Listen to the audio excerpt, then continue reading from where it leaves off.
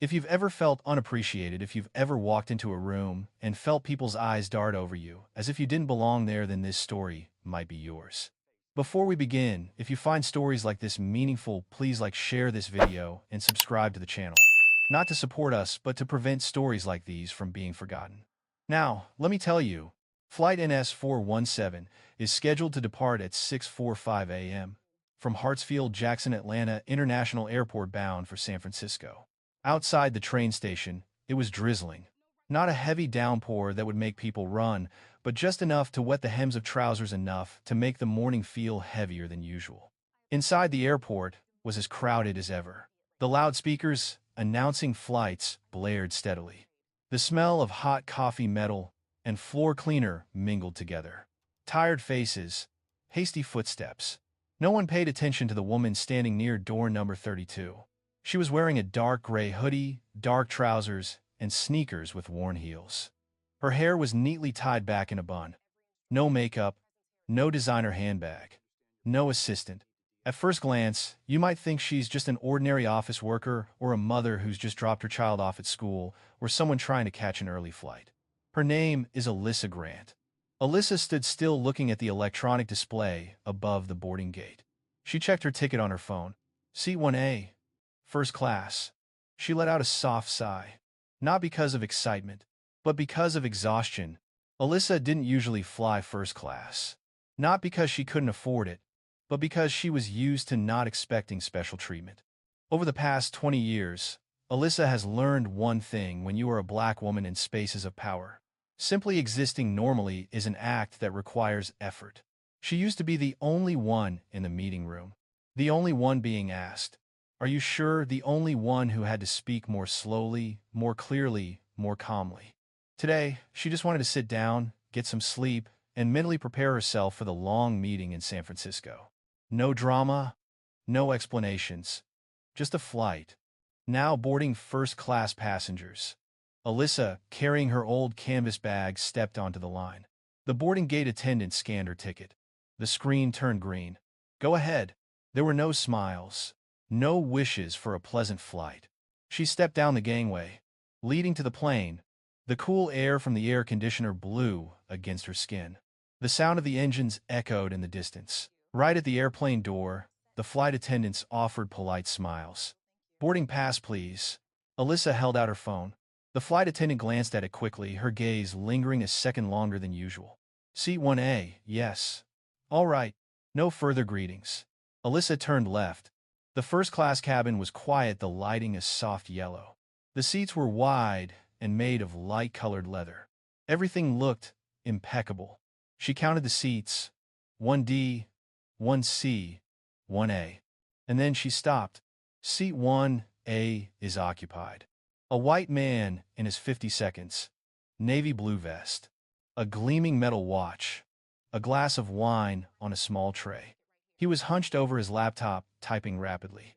He didn't look up. Alyssa stood still for a few seconds. She looked at her phone again. No mistake.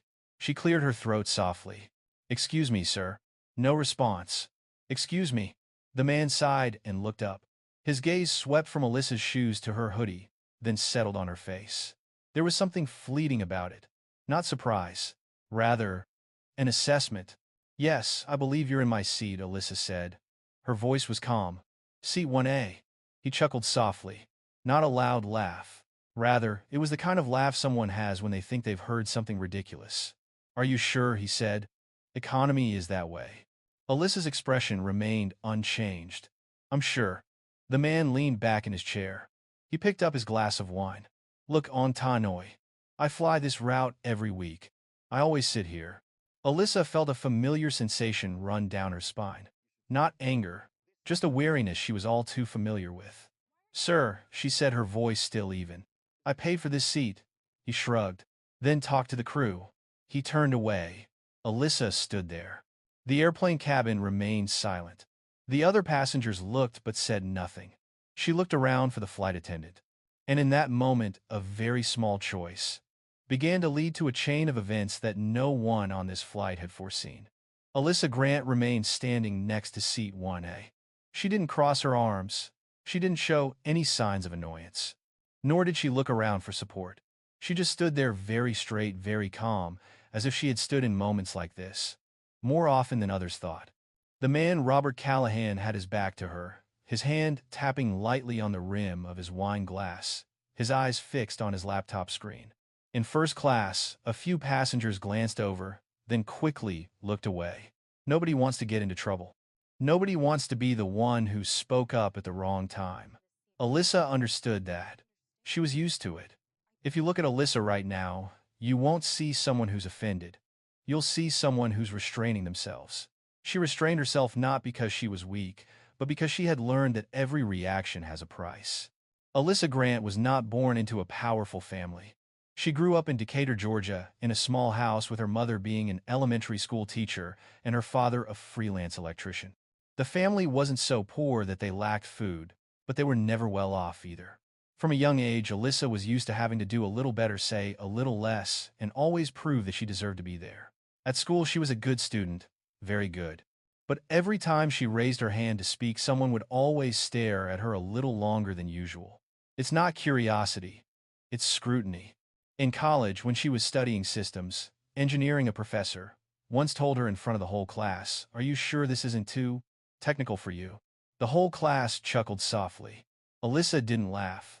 She just nodded, then took the exam and came first in the class. It wasn't for revenge. It was because she knew that if she reacted emotionally that day, people wouldn't remember her knowledge. They would only remember that she was sensitive. Alyssa learned to be silent at the right time from a very young age. But silence doesn't mean acceptance. For her, silence was about observing the system. She learned to discern who was favored, who was overlooked, who was questioned more, and who was always trusted from the start. She wasn't angry with any individual. She was curious about the structure behind it. And it was that curiosity that led her to the path she is on today. 15 years ago, Alyssa Grant co-founded Axiom Bridge Systems, a company specializing in building data infrastructure for logistics and air transport chains. Not a flashy app, not a social network, not something advertised on billboards. These are lines of code that nobody sees. But without them, everything would stop. Alyssa doesn't like appearing on stage. She rarely gives interviews. She doesn't cultivate an image of an inspirational female CEO. She believes in one very simple thing: the system must operate fairly even when no one is watching. Perhaps that's why she was even less comfortable having to explain who she was just to be able to sit in a seat she had paid for. Back in the airplane cabin, a flight attendant approached. The young woman, with her hair neatly tied back, had the name Emily Rhodes on her badge. "Is there a problem here?" Emily asked softly, but her eyes quickly glanced at Alyssa before lingering longer on Robert Callahan. Robert didn't wait for Alyssa's answer. "She's confused, Ong Ta Noi. She thinks this is her seat." Emily looked over at Alyssa. "May I see your boarding pass?" Alyssa held out her phone. Emily glanced very quickly. Then she looked up. "You're in 1A, Emily said. "Yes," Alyssa replied. Emily paused for a second, a very brief second. But it was enough for Alyssa to realize. Emily Quay saying Robert. "Sir, may I check your boarding pass as well?" Robert sighed. He pulled out the ticket and handed it over the speaker. Emily looked, then bit her lips slightly. "Mr. Callahan is a frequent flyer, Emily Noi. He boards early on most flights." Alyssa said nothing. Emily turned to look at her. "There might have been a mix-up," Emily tiptoed. "We do have a seat available in Economy Plus." At that moment, Alyssa felt her heart skip a beat. It wasn't because she was afraid of riding in economy class.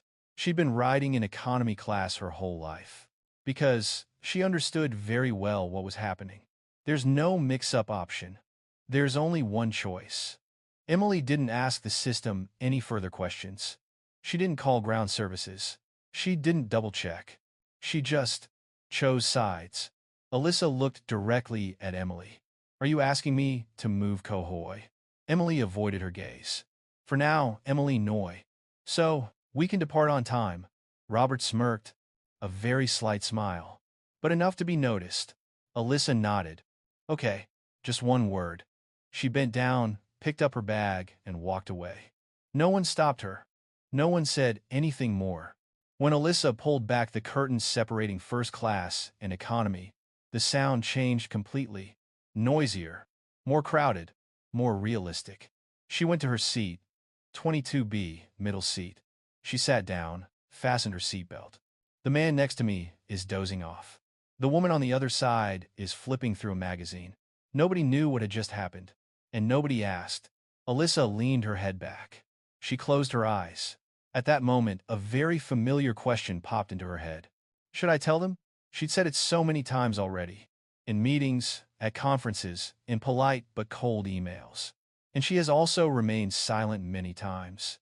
It wasn't because she was afraid. Rather, she was always weighing the options. Would speaking up now change the system, or would it only make her a problem? She opened her eyes. She looked at the ceiling of the airplane. Little did she know that in just a few minutes that question would no longer be in her mind. It will become an irreversible choice. The economy class cabin is nothing special. No one there was expecting a turning point. No one thought that this morning's flight would be any different from the hundreds of other flights they had ever taken. That's what makes what's about to happen even more unbelievable. Alyssa Grant sat quietly in seat 22B, her back resting against the thin cushion, her head tilted slightly back. On the ceiling, the seatbelt sign was still illuminated. The clatter of passengers loading their luggage into the overhead compartments could be heard. Children asked their mothers if they had arrived yet. Someone grumbled about the lack of legroom, the familiar sounds of a crowded flight. Alyssa placed the canvas bag under the seat in front of her. That bag had been with her for years. No logo, no brand. The bag contained a laptop, a black-covered notebook, and a pen with worn-out paint. She reached out and gently touched the notebook as if it were a habit. She didn't open it. At this moment, Alyssa wasn't thinking about Robert Callahan, nor was she thinking about Emily Rhodes. She thought about the past times. The first time she was asked to leave an important meeting was when she was just over 30. A major partner, a glass-enclosed meeting room, and a very gentle remark. We need to talk business. Could you wait outside for a moment? They didn't know that Alyssa was the one who wrote the blueprints for the system being displayed on the screen. She stood in the hallway for 10 minutes, listening to the laughter coming from inside. When called back in, she said nothing. She just sat down and answered every question with data. At the end of the meeting, the man invited her outside and shook her hand very firmly. I didn't realize, he said. Alyssa smiled, but inwardly, she wondered, why do I always have to make others realize? The plane shook slightly when a food cart hit the floor. Alyssa opened her eyes. She looked around. The man sitting to her right was still asleep, his mouth slightly ajar. The woman to her left was flipping through a magazine, her eyes scanning the luxury advertisements. No one paid attention to Alyssa, and no one thought she needed attention. It's a very familiar state. Both safe, both invisible. Through a gap in the thin curtain in front of her, Alyssa could dimly see the first-class cabin. She couldn't see seat 1 clearly, but she knew Robert Callahan was still sitting there. Perhaps he's answering emails. Perhaps he's complaining about the flight. Perhaps he's thinking that he's just resolved a misunderstanding. Alyssa didn't hate him. She never hated people like Robert. To her, they were simply products of a system that indulged them. What tired Alyssa out wasn't the rudeness. It was the absolute confidence that they were right without checking. The loudspeaker blared. Ladies and gentlemen, we are preparing for departure. Please ensure all electronic devices are set to airplane mode. Alyssa took out her phone. She switched it to airplane mode. Then she stopped. The phone screen remained lit. The icon of a familiar app sat still in the bottom corner. The app doesn't have a fancy name, no flashy colors, just a minimalist interface for a very select few. Alyssa didn't open it. Not yet. She placed the phone down on the folding table in front of her. Inhale. Exhale. She reminded herself of something she had reminded herself of hundreds of times in her life. Not every injustice requires an immediate response. In first class, Emily Rhodes was bending over to serve drinks. She tried to maintain a steady smile, but a strange feeling arose in her mind.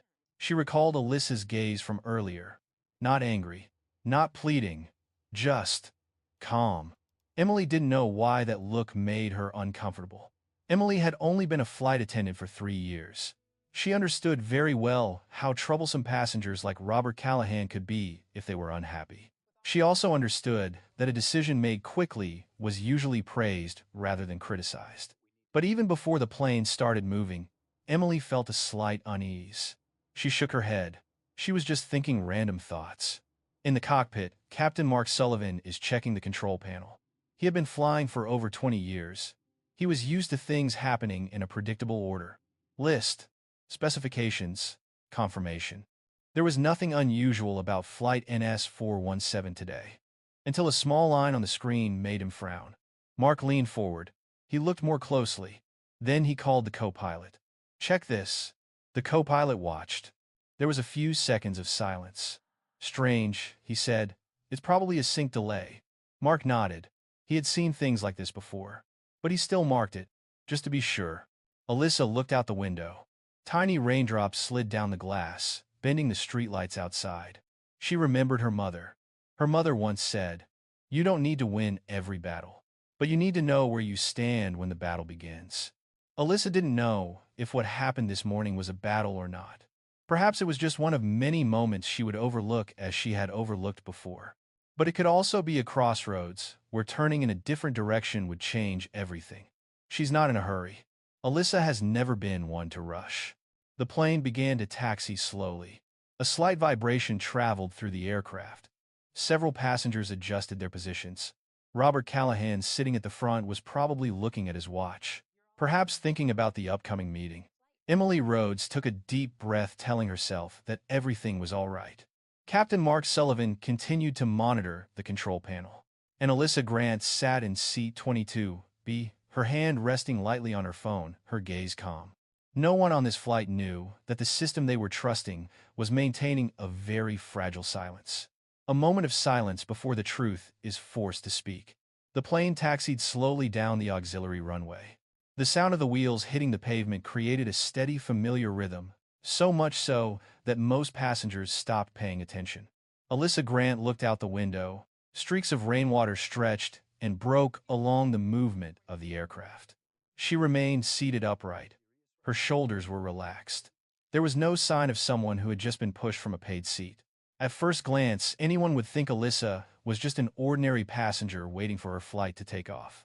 But inside, Alyssa was watching. She observed how the system operated without anyone realizing they were being watched. In first class, Robert Callahan put down his laptop and adjusted his shirt cuff.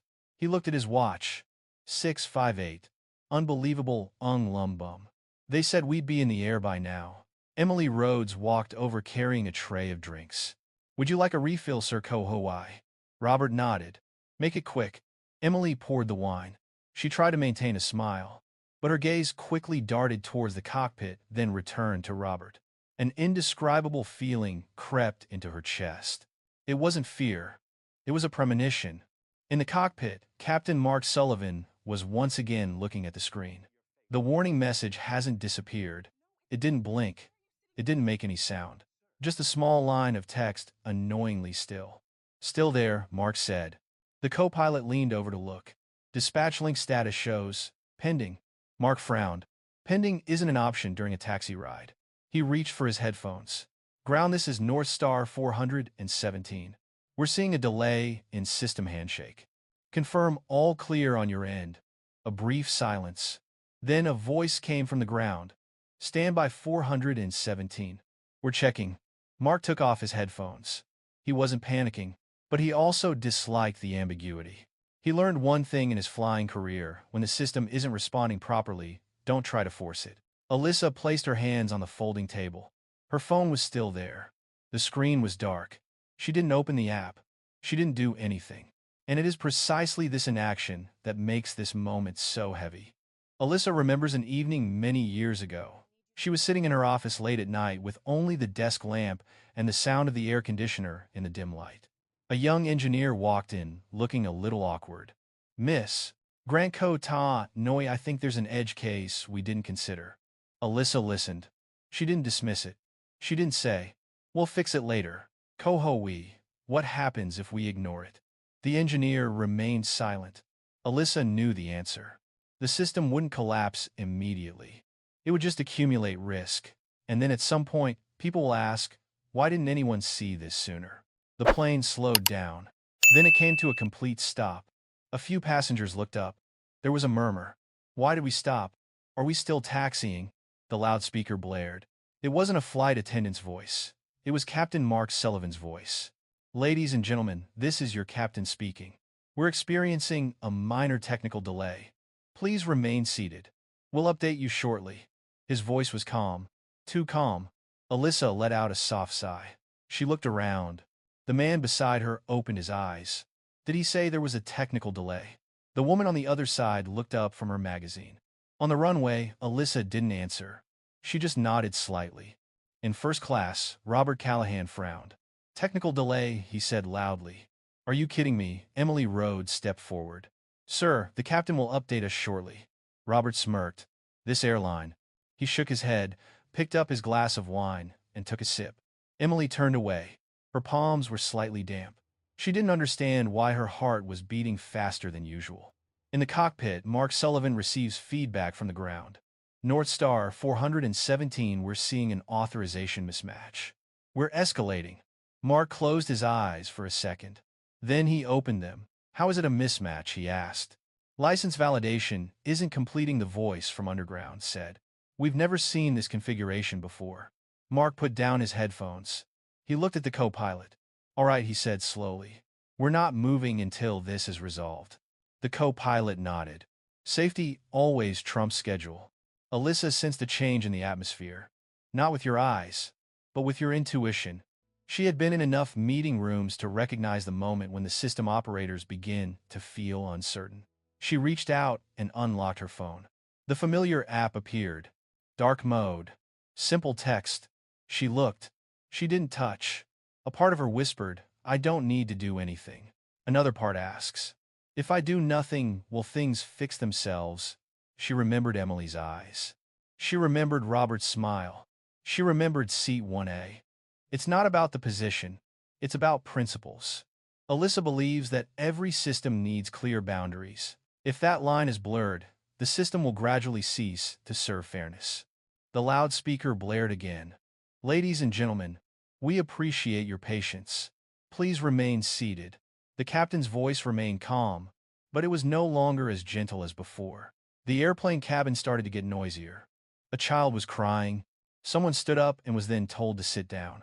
Robert Callahan stood up abruptly in first class. "Excuse me," he said loudly. "This is unacceptable." Emily Rhodes burked her. "Sir, please take your seat."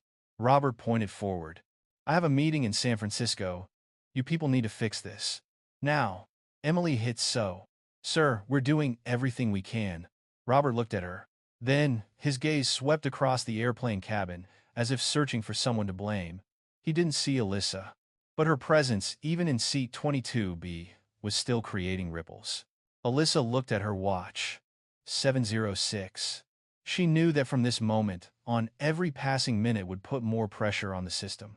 She also knew that if she acted, there would be no turning back. She closed her eyes. A quote from her father flashed through her mind. "You can't control how other people treat you, but you can control what you allow to continue to exist." Alyssa opened her eyes. She placed her finger on the screen. Not for punishment, not for retaliation, but to redefine the boundaries. At that moment, the entire plane was suspended on a thin wire, and nobody except Alyssa Grant really understood where that thread was connected to. Alyssa Grant hasn't touched the screen yet. Her fingers rested still on the edge of the phone, neither trembling nor hesitating. She was used to moments when a small choice could have big consequences.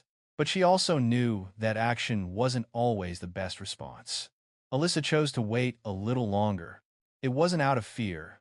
It was because she wanted to make sure she was doing this out of principle, not because her anger had just been provoked.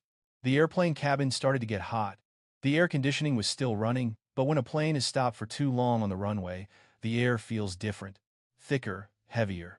A man in the front seat stood up. "Excuse me, oh no, we've been sitting here for a while." The flight attendant gestured from a distance. "Please take your seat, sir." The murmurs spread. Not loud, but enough to create an invisible layer of pressure. Alyssa sensed it clearly. She always felt it very strongly when a space began to lose patience. In first class, Robert Callahan stood with his arms crossed over his chest. "Unacceptable," he repeated. His voice wasn't loud, but it was clear enough for those around him to hear. Emily Rhodes stood beside him, trying to maintain a professional demeanor. "Sir, the captain is handling the situation." Robert shook his head. I pay a lot of money to fly with this airline. Emily pursed her lips. She had heard that phrase many times, and each time she heard it she knew which side she had to take. But this time, the feeling in her heart was different from usual. She remembered the woman in seat 22B. The way she nodded, the way she didn't argue. Emily wondered, did I do the right thing? That question annoyed her. Because it came too late. In the cockpit, Captain Mark Sullivan was still waiting for a response. He disliked the prolonged silence that hung in the air. Any updates, he asked through the headset. A voice from the control center rang out slow and cautious. We're still verifying. The system shows the aircraft is authorized, but the license holder validation is incomplete. Mark frowned. Define incomplete. A pause. It's active, but it's not confirming. Mark took off his headphones. He leaned back in his chair. 20 years of flying had taught him one thing: when the system responds with vague answers, don't try to guess. Alyssa looked up at the ceiling of the plane. She didn't look at Robert. She didn't look at Emily. She didn't look at anyone. She looked at herself. She recalled the first time she decided not to give in. That's when a major partner suggests taking a roundabout approach to sign the contract faster. Everyone does it, he said. Just this once. Alyssa looked him straight in the eye. No, she said. That contract was never signed. Her company lost a significant amount of revenue. But from that day on, no one dared to suggest that she'd do anything against her principles again. Alyssa understood giving in once would blur the lines forever. The loudspeaker blared again. Ladies and gentlemen, we apologize for the delay. Please remain seated. This time, Captain Mark Sullivan's voice was deeper, slower. Alyssa understood that. She knew he was under pressure. She respected that. She also knew that once safety was in question, all schedules became secondary. She looked at her phone again. The other application is still open. No big red button, no dramatic warnings. It's simply a system designed to prevent things from functioning when the principles are broken. Alyssa didn't create it to punish anyone. She created it for protection. In C-22B, the man next to her turned around. Do you think we'll miss our slot, Ong Hoi? Alyssa turned her head. She smiled slightly. I don't know, Ko Noi, but I think they'll do the right thing. The man nodded, without asking any further questions. Sometimes all people need is a calm response to calm them down as well. Robert Callahan looked at his watch again. 7:14 a.m. He stood up again. This is ridiculous, Ong Noi. I want to speak to the captain. Emily Rhodes walked quickly towards them. Sir, please take your seat. Robert turned to her. You moved that woman out of my seat so we could depart on time, he said, his voice low but sharp. So what's the excuse now? That statement hit Emily right in the face. She opened her mouth, then closed it again. She didn't have an answer. Alyssa heard the remark, even though it was said right in front of her. It's not because it's big. It's because it's familiar. She had heard such things in many places. The statement implies that someone like her is someone who can be moved around for convenience. Alyssa closed her eyes. This time she didn't ask herself, should I tell them? She asked herself another question. If I do nothing, will this system learn anything? She opened her eyes. The decision didn't come with thunder. There was no background music, no pronouncements. It was just a very quiet clarity. Alyssa placed the phone on the palm of her hand. She wasn't thinking about Robert. She wasn't thinking about Emily. She thought about thousands of other flights, other passengers, other quick decisions. She thought about who a system that was allowed to disregard principles would eventually serve. In the cockpit, Mark Sullivan received another signal. Captain, the voice from underground said, we recommend holding position. Authorization is not clearing. Mark didn't ask any further questions. Understood, he said. He pressed the intercom button. Ladies and gentlemen, for safety reasons, we will remain on the ground until further notice. His voice was firm. The airplane cabin was murmuring. A few sighs, a few sounds of frustration. But there was also another kind of silence. The silence of those who understood that something serious was happening. Alyssa bowed her head. Her finger touched the screen, not to cause chaos, but to confirm a boundary that has been blurred. She knew that from this moment on she would no longer be an invisible passenger.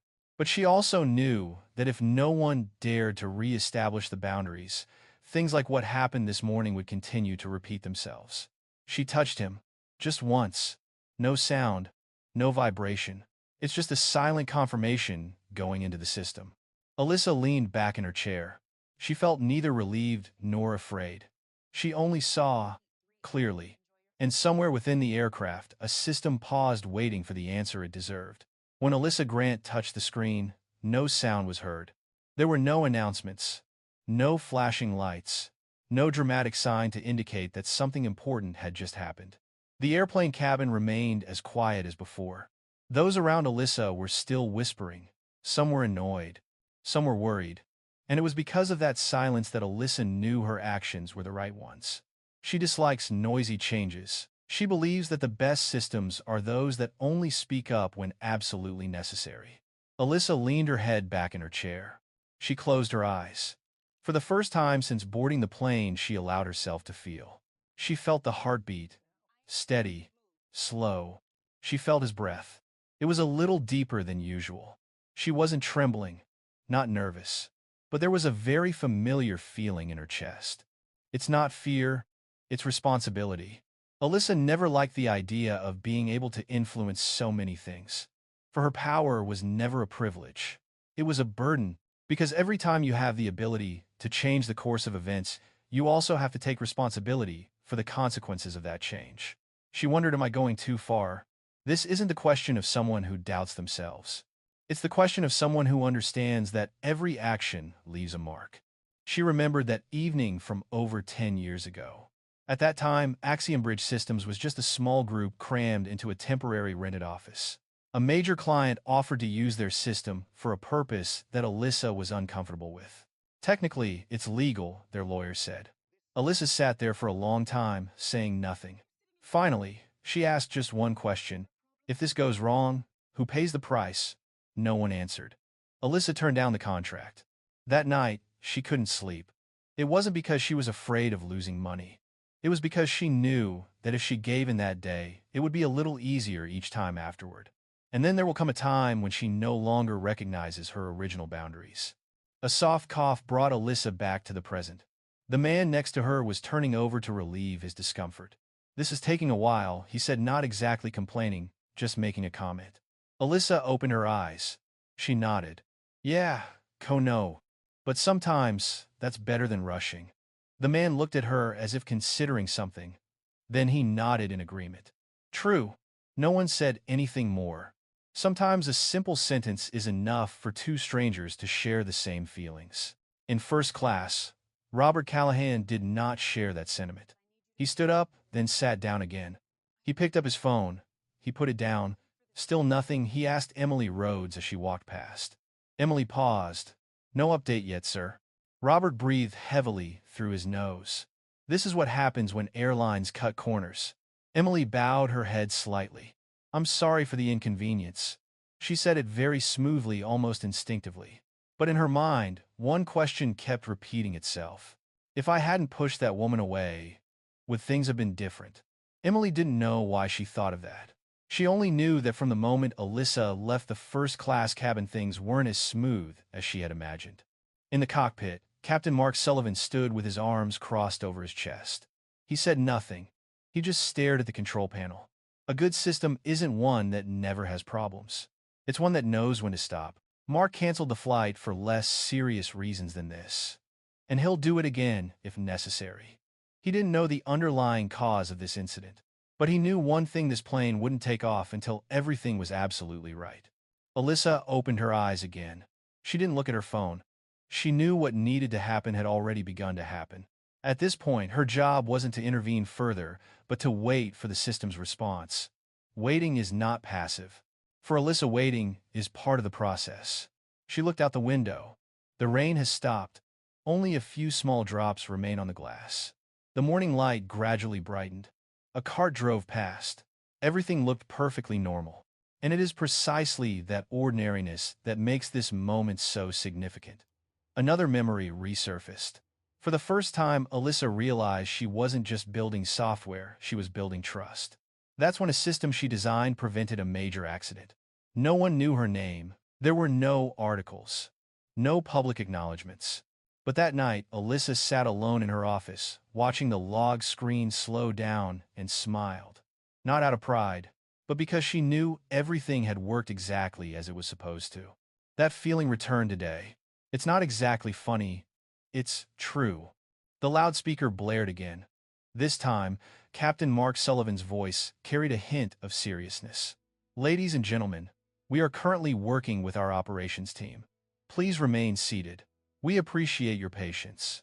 A few sighs, a few sounds of frustration. But there were also those who leaned back in their chairs, resigned to waiting. Alyssa realized something. Not everyone hates waiting. It's just that they hate not knowing why they have to wait. Alyssa's phone vibrated slightly.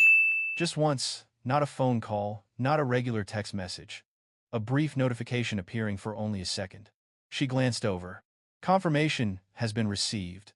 Status processing. Alyssa turned off the screen. She didn't need more details. She understood her system well enough to know what it would do next. And more importantly, she knows when to stop. Alyssa took a deep breath. Then she exhaled slowly. She didn't know how this would end. She didn't know if she would be called out by name, if she would be questioned, if she would be misunderstood. But she knew one thing for sure. If she had remained completely silent this morning, if she had let everything pass, as if nothing had happened, then next time, and the time after that, that boundary would continue to be blurred. And at some point, the system will no longer know who it's serving. Alyssa opened her eyes. She looked straight ahead. She wasn't waiting for recognition, nor was she waiting for an apology. She was just waiting for the truth to find its way to the surface. And when that happens, everyone on this flight will be faced with a question they never expected. The silence lasted for another 10 minutes. Inside the airplane, small noises become more noticeable than usual. The sound of the air conditioning, the slight creaking of seats when someone shifts position, unmistakable sighs. Alyssa Grant looked at her watch. 7:26. She didn't need to look at her phone to know what stage the system had reached. When an authentication chain gets stuck in a waiting state, it doesn't recover itself as a minor error. It just stands there, and it forces people to confront the problem. The loudspeaker blared. This time, it wasn't the usual reassuring words. Ladies and gentlemen, Captain Mark Sullivan's voice was even but firmer. Please remain seated. We are coordinating with operations and federal aviation authorities. A keyword swept through the cabin like a cold breeze. Authorities. The whispering stopped. A few passengers looked up. Some squinted. Did he say authorities? Is something wrong? Alyssa remained seated. She placed her hands on her thighs. Her back was straight. She had heard similar statements in emergency meetings when internal handling was no longer an option. In the cockpit, Mark Sullivan took off his headphones. He turned to the co-pilot. They're escalating, he said succinctly. The co-pilot swallowed hard. FAA. Mark nodded. When the Federal Aviation Administration is mentioned, all decisions have to slow down. There's no room for speculation. Mark dislikes delays, but he prefers certainty. In first class, Robert Callahan stood up abruptly.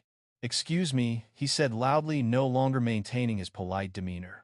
What is going on? Emily Rhodes walked quickly towards them. Sir, please remain seated. Robert smirked. You moved a paying passenger out of her seat to avoid a delay, he said, his voice clear in the quiet cabin. And now you're telling me the plane can't even move. A few passengers turned to look. Emily felt her cheeks flush. She didn't answer immediately. She can't. In seat 22, the man next to Alyssa leaned towards her. This doesn't sound minor, he said softly. Alyssa nodded. No, she replied. It doesn't. The man looked at her for another second. There was something in Alyssa's voice that made him stop. Do you work in aviation? He asked. Alyssa smiled softly. Something like that. She said, nothing more. The loudspeaker blared again. This time, it's not Mark Sullivan's voice. It was a different voice. Deeper. Less familiar. Ladies and gentlemen, this is North Star Operations. For safety reasons, Flight NS-417 is currently grounded. It fell from the ground onto the cabin like a heavy object. A moment of silence. Then the noise erupted. What grounded? How long? Are you kidding me? A child started crying. Someone stood up but was told to sit down again. Alyssa felt a wave of emotion spreading through each row of seats. She didn't panic. She was there during moments when the truth came out and made people uncomfortable. That's often the truth. In first class, Robert Callahan slammed his hand down on the armrest. This is insane. Emily Rhodes stepped forward, her voice trembling slightly. Sir, we're still gathering information. Robert turned to her. You said that woman was the problem, Noi. So, what's the problem now? That question isn't just for Emily. It hovered in the air like a challenge. Emily opened her mouth, then closed it again. She didn't know how to answer. In the cockpit, Mark Sullivan took a live call. He listened. He didn't speak. He just nodded. When the call ended, he turned to the co-pilot. They're boarding the aircraft Noi. Security and federal operations. The co-pilot's eyes widened. On the runway, Mark nodded. They think this could be an authorization breach. Alyssa sensed the change before it was announced. Not by ear, but by experience. When a system enters investigative mode, things become very serious. She looked out the window. In the distance, the red and green lights began to reflect onto the wet road surface. One car stopped near the plane, then another. The man next to Alyssa whispered, "Are those police lights?" Alyssa nodded. Yes. Her voice remained even. The murmuring in the cabin gave way to a different kind of silence. The silence of anxiety. A woman behind them whispered, "Oh my God, is it terrorism?" Alyssa turned her head. She spoke softly, just loud enough for the person to hear. "No," she said. "This feels procedural." The woman looked at her confused. "Procedural." Alyssa nodded. When systems stop, it's usually because someone has to answer a question. The sound of the front door opening echoed. The metallic sound was very different from the sound of a typical cabin door. A cold wind swept in, the smell of rain.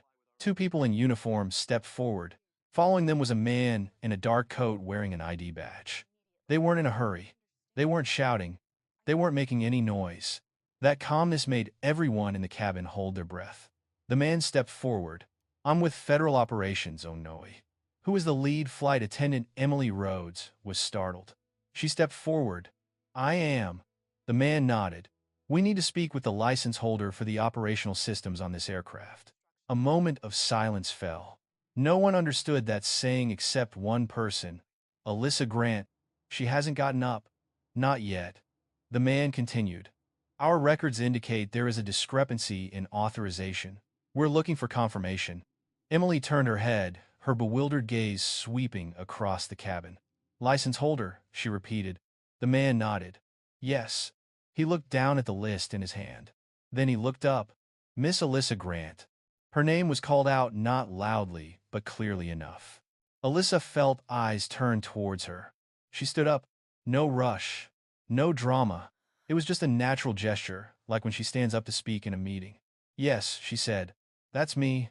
At that moment, many pieces began to fit together in the minds of those who were witnessing it. Emily Rhodes' eyes widened. Robert Callahan froze. The man standing next to Alyssa looked at her as if she were someone else. Alyssa walked out into the hallway. She didn't look at Robert, nor did she look at Emily. She looked directly at the man in front of her. "I can answer your questions, Kono." "Right here." The man nodded. "Thank you, Miss Grant." The way he pronounced her name left no room for doubt. No questions asked, only very professional recognition. Alyssa stood there in the middle of the economy-class cabin under the white light. No one thinks of her anymore as someone who can move around for convenience. It's not because she revealed who she is, but the system forced everyone to know. The airplane cabin was so quiet that you could clearly hear the rain pattering on the metal. Alyssa Grant stood in the aisle, her arms hanging loosely at her sides, her shoulders straight. She didn't look around. She didn't need to. She knew all eyes were on her at that moment. The man in the dark coat held out his hand. "I'm Daniel Brooks," he said. "Federal Operations." Alyssa shook his hand. It was a short, firm, and proper handshake. "Alyssa Grant," she replied. "I guess you're talking about system authentication." Daniel Brooks nodded. Not surprised. Not scrutinizing. "We need to confirm this in person," he said. "This might take a few minutes." "It's all right," Alyssa replied. "I'm here." No asking for permission. No embarrassment. The two of them were just talking, as if they were used to working in situations like this. In first class, Robert Callahan remained standing. He didn't hear every word clearly, but he heard the name clearly, Alyssa Grant. That name gave him a very unpleasant feeling. It wasn't because he knew her, it was because he didn't know her. and that for someone like Robert was unacceptable. Emily Rhodes stood nearby, her hands clasped together. She looked at Alyssa as if she were reliving a moment she wished she could rewind. The way Alyssa stands, the way she speaks. He didn't look at all like someone who had just been pushed out of his seat. Daniel Brooks opened the thin file in his hand. He didn't read aloud, he just asked questions. Miss Grant, our system indicates that the operational license for this aircraft's data bridge is held by Axiom Bridge Systems. Alyssa nodded. Yes. And you are the current executive authority and primary signatory, Daniel Noitiep. Yes. Daniel looked up. Then you are the final validator. That sentence should not be spoken aloud. It should not be emphasized. But it fell upon the cabin as an unavoidable reality. Some passengers began to understand. It's not about the technical details. It's about the location. The man who had been sitting next to Alyssa just now widened his eyes. Wait, he whispered. She's the one. Alyssa heard it. She didn't turn around. She didn't need confirmation. Daniel Brooks continued. We discovered an inconsistency in the authentication process. The system allowed the aircraft to start, but did not allow it to complete the safety sequence. Alyssa tilted her head. Because one condition has not been met, she said. Daniel nodded. Exactly. He paused for a second. Miss Grant, can you confirm whether any override was initiated manually?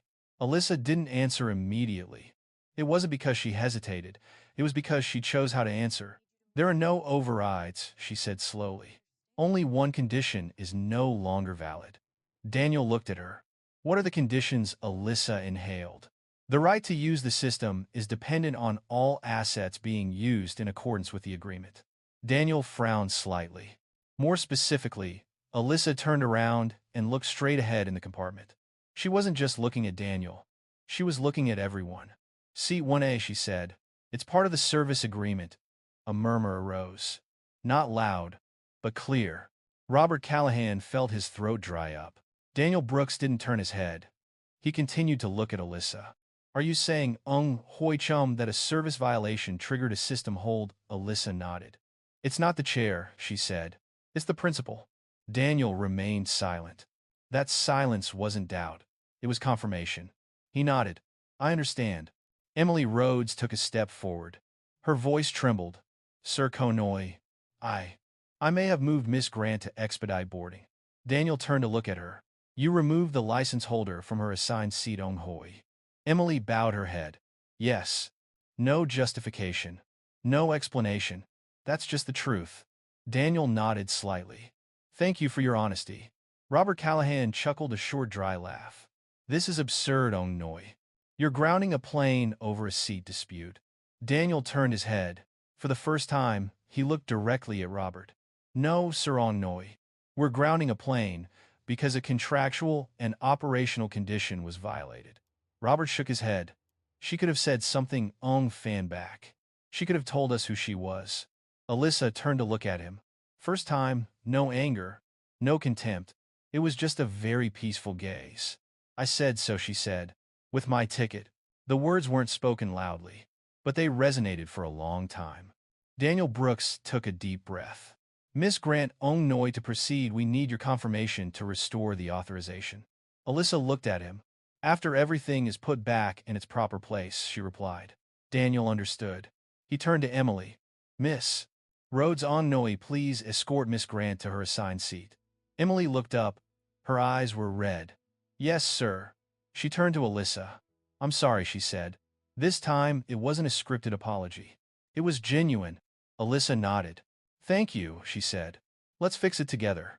Emily pulled back the first-class curtain. The front compartment was eerily silent. Passengers who used to glance at Alyssa with disdain now looked at her very differently. No one applauded. No one said anything. This silence is not indifference. It is awareness. Robert Callahan stood to one side. Daniel Brooks looked at him. Sir Noi, please return to your assigned seat. Robert froze. I always sit there, he said. Daniel didn't argue. Today you won't. Two security guards approached. No touching, just standing. Robert understood. He turned away. Without saying another word, Alyssa sat down in seat 1A. The chair was still the same, wide, comfortable. There was no feeling of victory, only a feeling of order being restored. Daniel Brooks stood beside him. "Once you're ready," he said, "we'll proceed." Alyssa put the bag down, fastened the seatbelt. She looked out the window. The rain has stopped completely. "I'm ready," she said. Daniel nodded. He turned away, and this time, when things started moving again, nobody thought it was just a matter of a chair. Once Alyssa Grant fastened her seatbelt in seat 1, all movement in the airplane cabin seemed to slow down. No one said anything. No one looked directly at each other for too long. But everyone knew they had just witnessed something unlike any other flight. It wasn't because of the police. It wasn't because the system stopped working. Because the order had been reversed and then restored in a way that no one was familiar with. Emily Rhodes pulled the first-class curtain shut. Her movements were more careful than usual.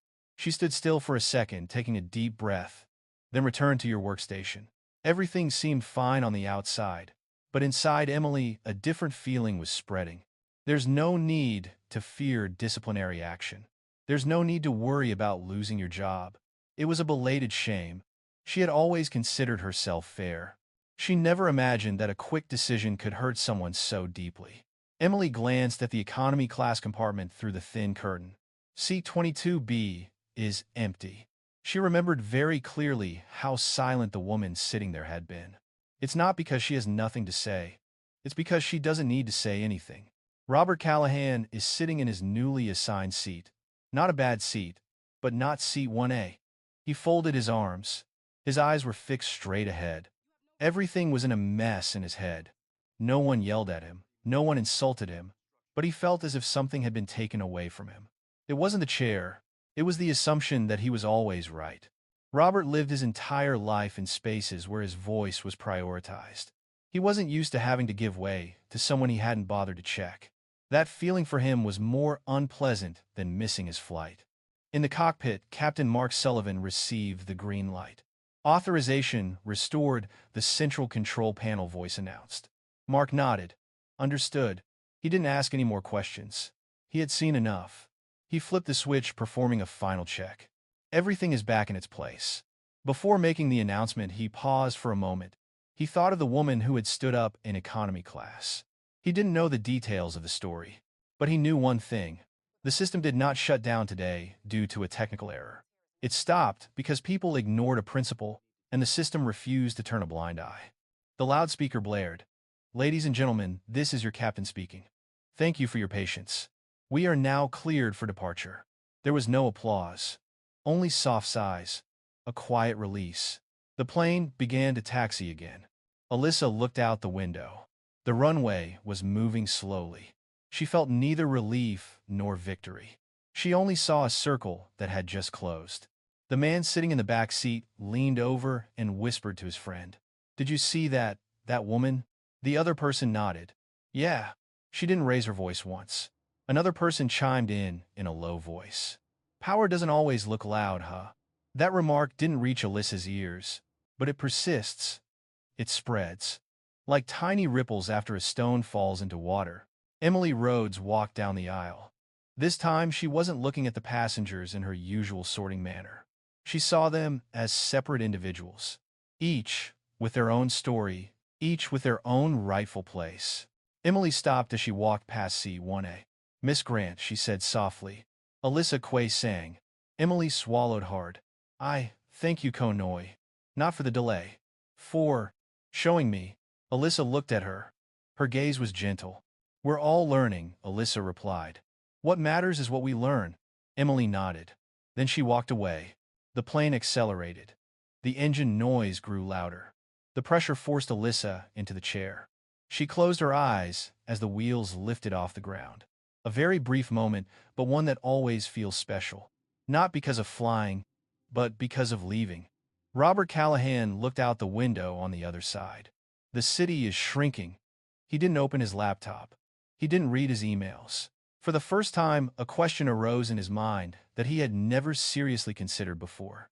If I had just checked the tickets today, would things have turned out differently? That was an unpleasant question, and so he tried to brush it aside. But it didn't disappear. Inside the airplane cabin, things gradually returned to normal. The flight attendant serves drinks. Passengers wear headphones. A child is dozing off.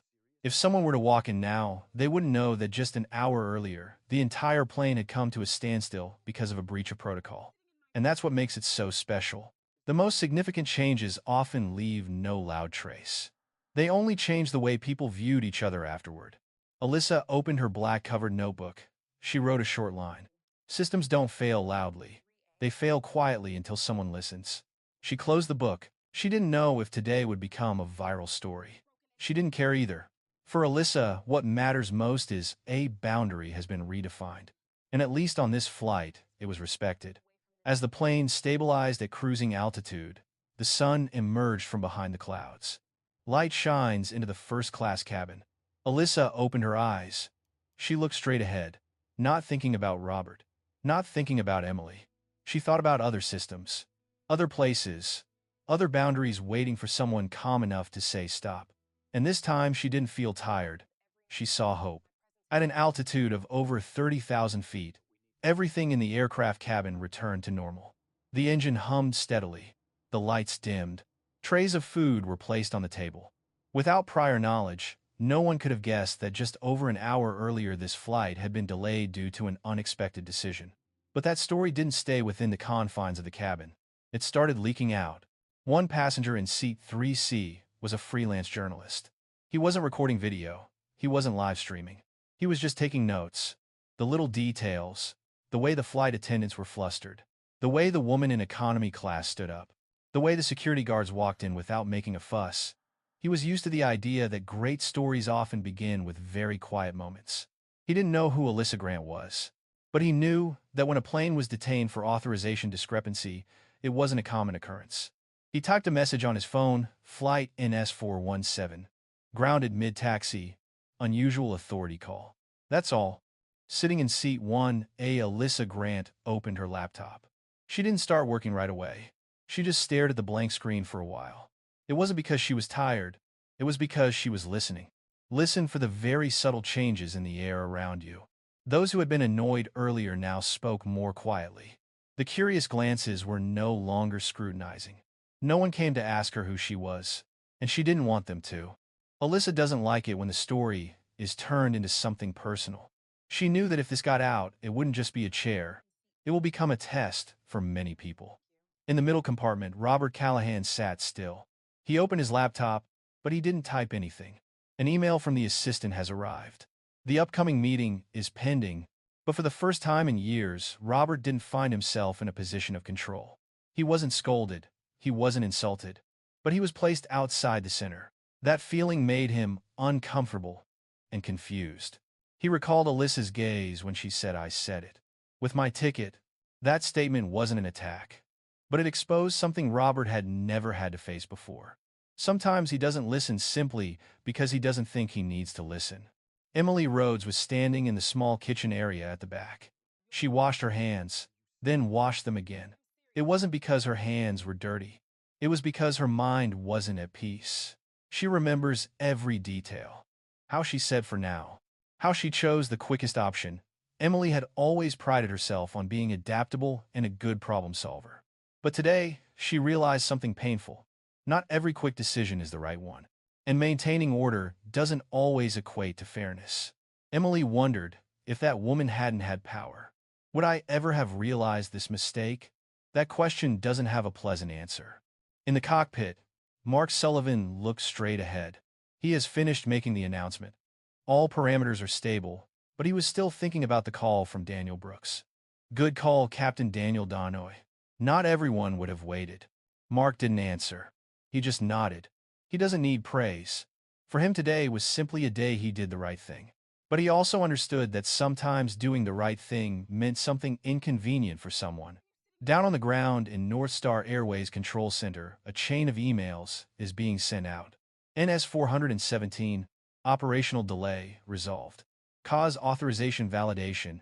Technical terms, cold, precise. But at the end of the string, there's an added line. Recommend internal review of crew decision-making process. That line is not in bold. It is not underlined, but it won't disappear. As the plane flew through thick clouds, the lighting in the cabin changed. Alyssa closed her eyes for a moment. She thought about her mother.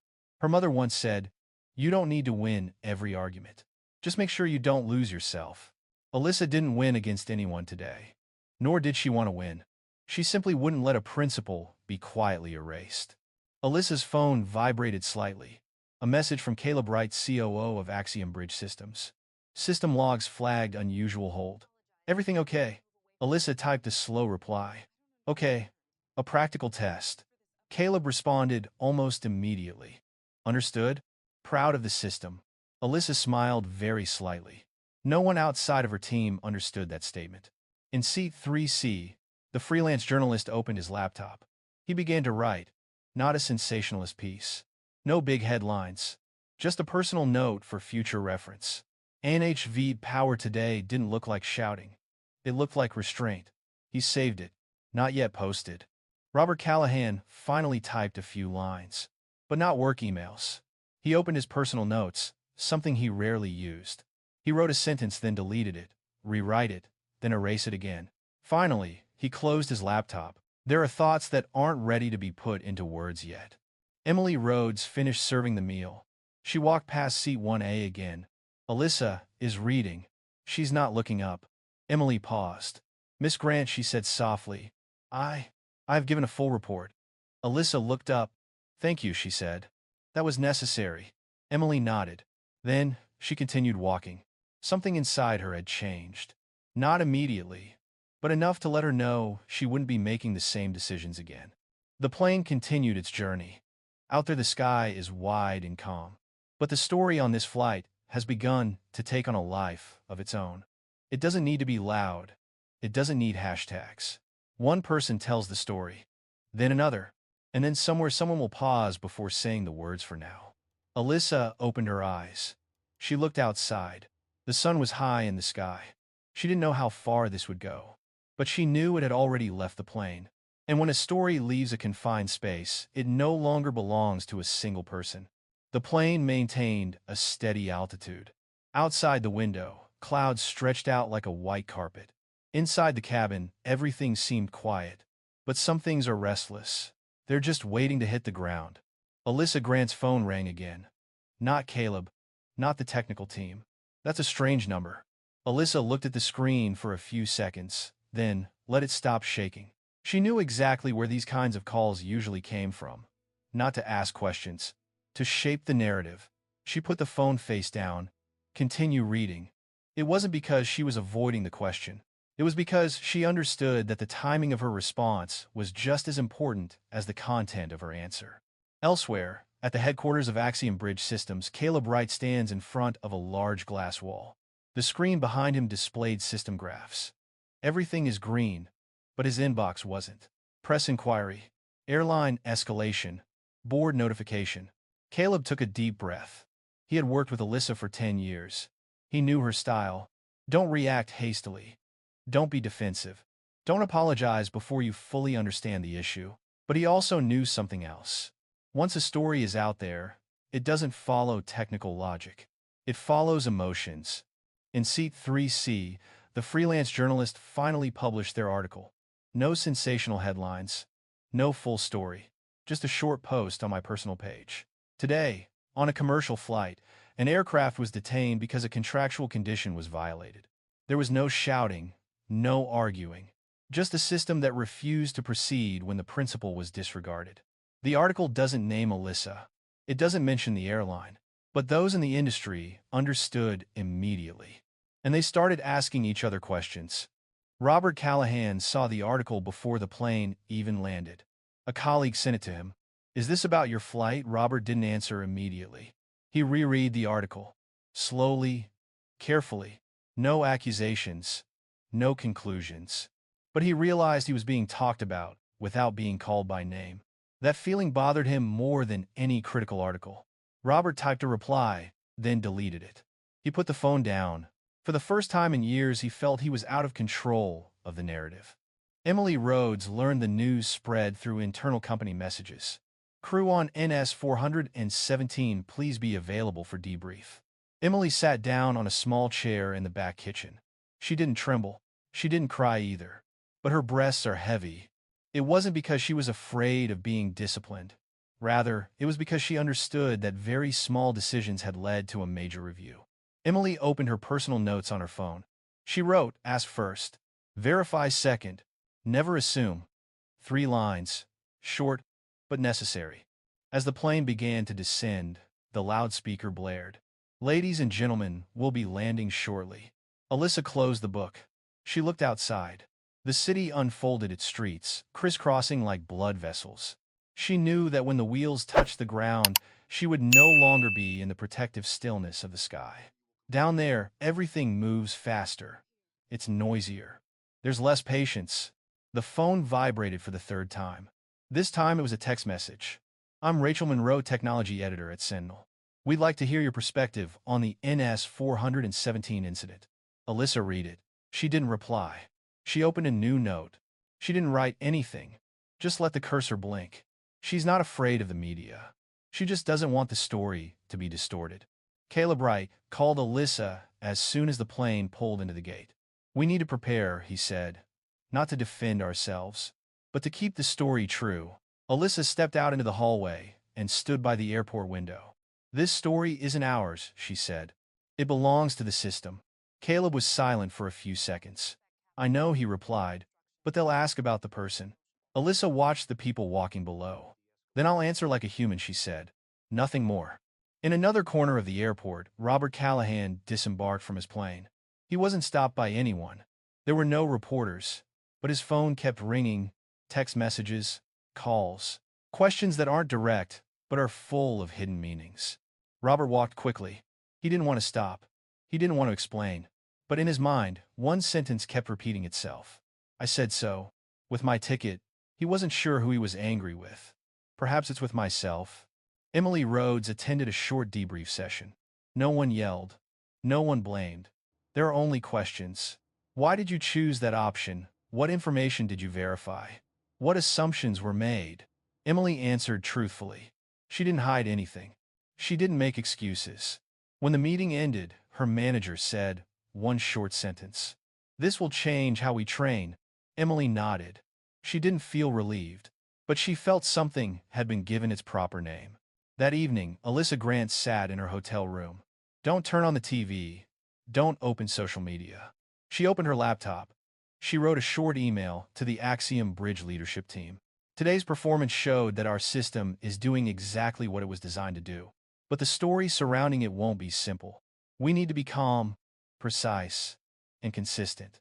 She sent it, then shut down the machine. Outside the window, the city lights came on. Somewhere an article is being edited. A meeting is being scheduled. Someone is wondering if they should say things differently next time. Alyssa knew that consequences didn't always come in the form of punishment. Sometimes it comes in the form of attention, and attention, if not directed properly, can distort things. She took a deep breath. Tomorrow won't be easy, but she has no regrets. Alyssa turned off the lights. She lay down. She didn't know how this story would end, but she knew one thing. When consequences knock on the door, the important thing is not whether to shut it shut or throw it wide open. Instead, stand tall and answer with the truth. The following morning, the city woke up faster than Alyssa Grant. The news had gotten to her, not through sensational headlines, but through questions. A private airline grounded over a contractual dispute. Was the response proportionate? Where does personal authority end and public risk begin? No one has used the word discrimination, at least not yet. But everyone is asking the same question in different ways. Is she going too far? Alyssa sat in a small conference room at the regional headquarters of Axiom Bridge Systems. No large screen, no newspapers. It was just her, Caleb Wright, and a plain wooden table. "Rachel Monroe is waiting," Caleb said. "She wants a live interview. No filming. No editing." Alyssa nodded. "Okay," she said. It wasn't because she wanted to speak. It was because she knew that silence at this moment would be interpreted as avoidance. Rachel Monroe walked in. No camera, no microphone. It's just a notebook and a focused gaze. "Thank you for your time," Rachel said. Alyssa nodded. "Shall we get started?" Rachel asked. "Yes." No small talk. Rachel opened her notebook. "First question," she said slowly. Do you understand why many people believe you abused your personal power to disrupt a commercial flight? The question wasn't offensive, but it wasn't gentle either. Alyssa didn't answer immediately. She looked out the window, then come back. I understand why they think that way, she said, and I think it's a valid question. Rachel was a little surprised. She doesn't object to that way of framing the issue. Alyssa shook her head. If a system is powerful enough to affect hundreds of people, then every action related to it must be questioned. Rachel took notes. So, Rachel continued, do you think we should have handled it differently? Alyssa inhaled. This is the landing point. If I handled it differently, she said slowly, the system would learn that it can be forced to operate when a core condition is violated. Rachel looked up. But it's just a chair. Alyssa smiled very slightly. No, she said. That's a principle represented by a chair. Rachel stopped writing. Could you explain that in more detail? Alyssa nodded. Our system is designed not to discriminate based on who is important, she said. It only distinguishes between what constitutes a fair deal and what doesn't. Rachel frowned. But humans are not systems. Exactly, Alyssa replied. And that's why we need the system. The room was silent. Some people say Rachel continued that if she hadn't been the one in charge, things wouldn't have gotten this far. Alyssa looked directly at Rachel. That's true, she said, and that's the problem. Rachel stopped. Could you elaborate? Alyssa placed both hands on the table. If I didn't have the power, she said, the violation would have gone unnoticed. Rachel stopped taking notes.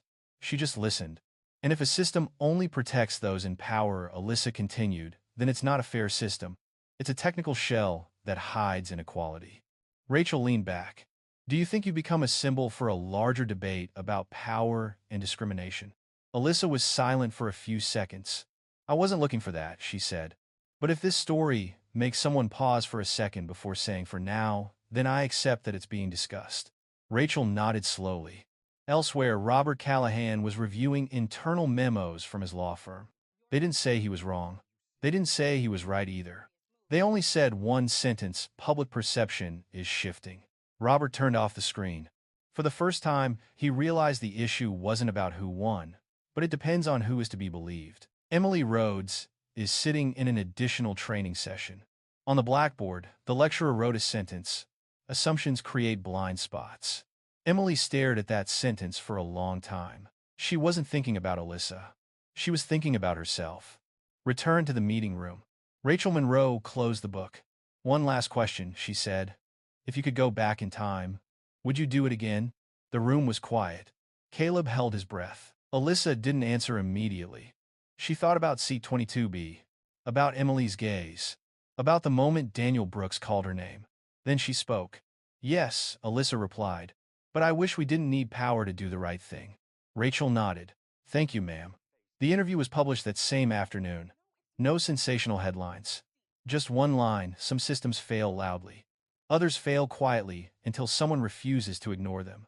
The article spread slowly, but surely. That evening, Alyssa went for a walk alone. No bodyguards. No assistants. They're just ordinary streets. A woman walked past her, glanced for a second, then smiled. Thank you for speaking up, the person said softly.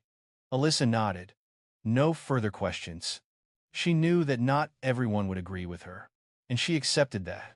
Fairness isn't about everyone applauding. Fairness is when the system doesn't require you to explain why you deserve it. Alyssa stopped at the intersection. Red light. Then it turned green. She continued walking. If you've heard this story this far, you probably understand why a single seat in Section 1A could shake more than an entire flight. And if this story resonates with you in any way, please take a second to like, share, and subscribe to the channel. Not for the algorithm, but for stories that deserve to be told with kindness. A week after the NS 417 incident, things gradually calmed down. No more training headlines. No more heated debates. Only subtle changes are taking place in many areas. At North Star Airways, a new procedure update has been issued. Not long, not flowery. Only one line is underlined. Passenger verification must be completed before any reassignment decision. Emily Rhodes read that line in the flight attendant's break room. She reads very slowly. It wasn't because the wording was difficult to understand. It was because she knew she had overlooked this before. Emily wasn't fired. She wasn't rewarded either. But she was given a new role. trainer for new flight attendants. When Emily stood in front of the class, she didn't tell the story as if it were a great achievement. She simply said, "Never let speed override respect." In another city, Robert Callahan sat in his office. No press, no lawyers. It was just him and a blank piece of paper. Robert lost a few contracts, not because of any illegal activity, but because the partners wanted to take a break. For the first time in his career, he understood what it felt like to be looked at with suspicion. He did not write a public apology, nor did he speak out in rebuttal. He only changed one very small thing. During the meetings, he began asking, "Can you walk me through your reasoning?" It wasn't because he had become someone else. It was because he had realized he could be someone else. At Axiom Bridge Systems, Alyssa Grant returned to her daily routine. No grand speeches, no media campaigns, just technical meetings, new system designs. One afternoon, Caleb Wright walked into her room. "The board wants to add a new clause," he said, "requiring independent verification in case of a usage dispute." Alyssa looked at him. "It's not because of me, is it?" she asked. Caleb shook his head. "For those who don't have me?" Alyssa nodded. "Then do it." Late one evening, Alyssa took a walk through the small park near her house. No one recognized her. She liked that. A boy is learning to ride a bicycle. He falls. He gets up. The mother didn't run over immediately. She just stood there, watching. The boy looked around. Then he propped the bike up himself. Alyssa smiled. Not because the scene was cute, but because it reminded her of something she had always believed. A good system isn't one that prevents every fall. Rather, it's a system that ensures no one is left behind after a fall. A month later, Rachel Monroe sent Alyssa a printed copy of the final article. No more talking about the flight. The article is titled "Quiet Corrections." It's about small changes, things that don't get airtime, people who aren't famous. Rachel wrote, "Justice rarely announces itself. It settles in policy updates and pauses before decisions and questions asked instead of assumptions." Alyssa finished reading, then folded the newspaper shut. She didn't keep it. She put it on the shared desk, so that anyone can read it. Another morning, Alyssa received an email from a woman I didn't know. "I'm not the CEO. I don't have the authority. But yesterday, instead of staying silent, I asked them to double-check my ticket. They apologized. Thank you." Alyssa read that email twice, then delete it. It's not because it's unimportant. It's because she doesn't want to feel like she's the center of attention. This story was never about her. A year later, on another flight, a young flight attendant faced a difficult situation. She paused, asked again, confirmed. It took 3 more minutes, but no one was pushed out of their position. Nobody wrote an article about that flight. And that is success. Alyssa Grant was once again seated in seat 1A on a morning flight. No hoodie, no vest, just jeans and a thin sweater. She looked outside. The sky is still as vast as ever. A chair is still just a chair. But she knew that somewhere someone would no longer be required to prove they deserved to sit there. And that's enough. If you've ever remained silent when you should have spoken up, have you ever been asked to step aside simply because someone else seemed more important? Remember this. You don't need to shout. You don't need to win. Sometimes simply standing firm in your position is enough to force the system to adjust. Thank you for listening until the end. If this story makes you think, please share it. Who knows, somewhere it might help someone keep their job. Don't forget to like, subscribe, and turn on notifications to continue following stories about silent justice and the power of humanity. See you on your next flight.